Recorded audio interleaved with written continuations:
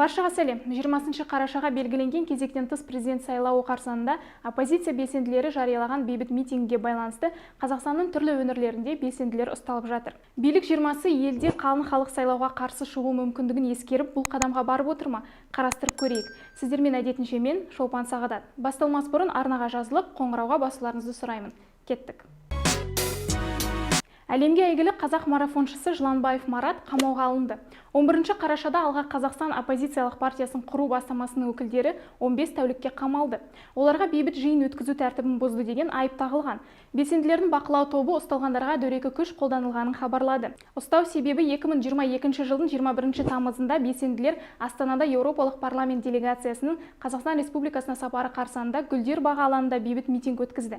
Содан кейін олар саяси тұтқындарды босатуды, саяси қудалауды тоқтатуды, барлық саяси партияларды тіркеуді талап етті. Бұған дейін Алға Қазақстан 20 қарашада бейбіт митинг өткізілетіні туралы хабарлады.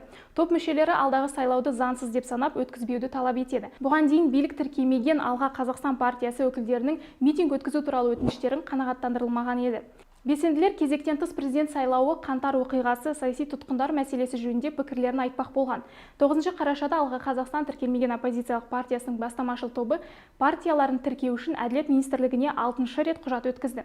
Бұл жолы да бастамашыл топ өкілдері 2000-нан астам адам қолын тапсырған. Әділет министрлігінің мәліметінше, елде 2019 жылдан бері 18 саяси партия тіркелуге өтініш берген. Содан бері әзірге 3 бастамашыл топ қана тіркелген. Жыланбаевқа қатысты еске салатын бір жайт, 2021 жылы Назарбаевқа қарсы сыни мәлімдемелерінен кейін сотқа берілген болатын. Кейін 2022 жылдың қаңтарында Жыланбаев Назарбаевтың ар-намысы мен беделін қорғау ісі бойынша сотта жеңіске жеткенін хабарлады. Мониторингтік топ ұстаудың басқа өңірлерде де өтіп жатқанын хабарлайды. Өскеменде Марат Байгулин де бейбіт жиналыстар өткізу тәртібін бұзғаны үшін ұсталды.